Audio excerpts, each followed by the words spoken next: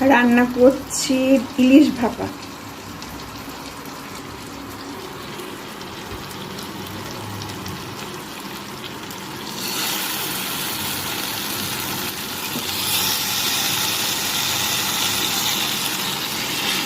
বর্ষায় ইলিশ মাস্ট।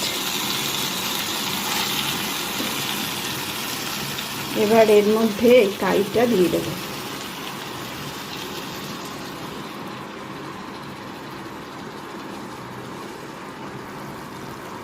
এর মধ্যে কয়েকটা চিংড়িও দিয়ে দেবো। দেয় না, আমি দিলাম, ভালো লাগবে চিংড়িটাও খেতে।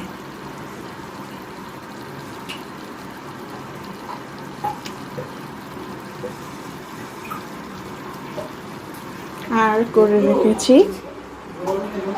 এটা হচ্ছে মাছের তেলটা ভাজা। এটা গরম ভাতে কাঁচা লঙ্কা দিয়ে যা লাগবে খেতে। বর্ষাকালে এইসব খাবার হচ্ছে সব থেকে লোভনীয় বাঙালিদের কাছে, তাই না বন্ধুরা? কি বৃষ্টি হচ্ছে দেখো।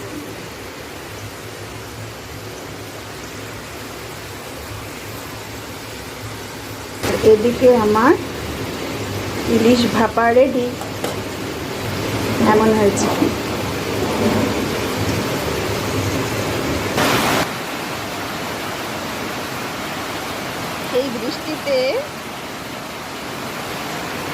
এই বৃষ্টিতে ইলিশ খাওয়ার মজা আলাদা।